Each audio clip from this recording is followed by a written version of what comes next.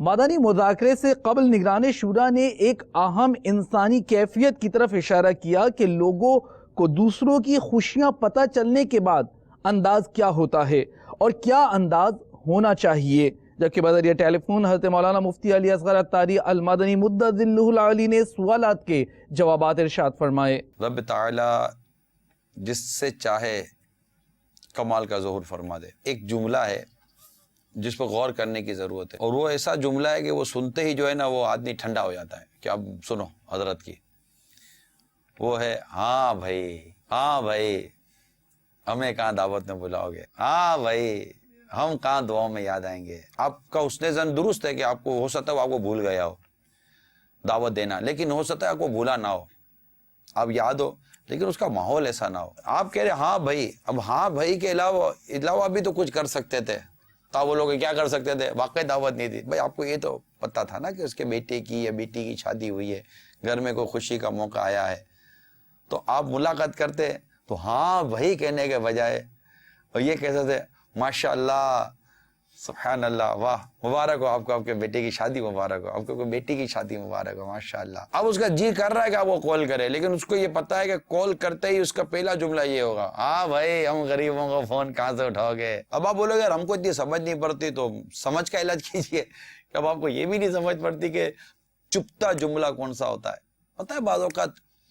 کوئی شخص سمجھ رہا ہوتا ہے کہ یار آج تو کلاس ہوگی، آج تو سننی پڑے گی، آپ اسے موقع پر کلاس مت لیں۔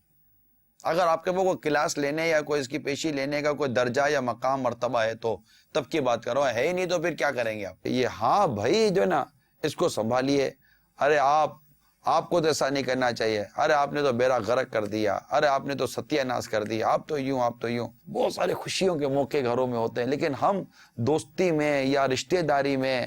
یا کسی اور حوالے سے ہم اپنی ایک عجیب و غریب قسم کی مینٹلٹی ہوتی ہے، یعنی ٹھیک ہے چلو آپ کو خراب لگا ہے، ٹھیک ہے چلے ایک طرف آتے ہیں، آپ کو خراب لگا، اس وقت جب آپ اپنی خرابی کا اظہار کریں گے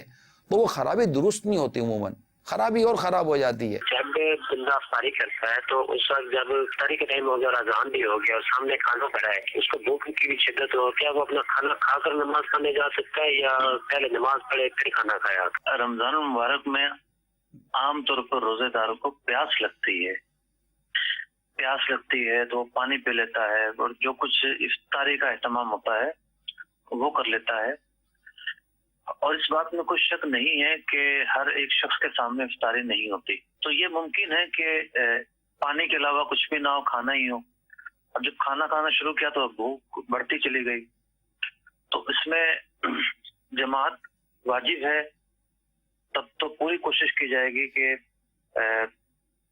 کچھ نہ کچھ گزارا لائک کھا کر فوراً جماعت میں شامل ہونے کی کوشش کی جائے۔ جو جمعے کا ٹائم، جمعہ نماز کا ٹائم ہوتا ہے، دکان ہے ہماری، دکان کو اس ٹائم بند کر کے جمعہ پڑھ لیتے ہیں، ہم پورا دن بند کرنا چاہیے یا کہ نہیں؟ جمعے کی جب پہلی اذان ہو جاتی ہے تو پہلی اذان کے بعد ہر قسم کی خرید و فروخت کرنا یہ جائز نہیں ہوتا، لیکن اس سے پہلے دکان کھولنا جائز ہے، جمعے کی نماز کے بعد بھی دکان کھولنا جائز ہے۔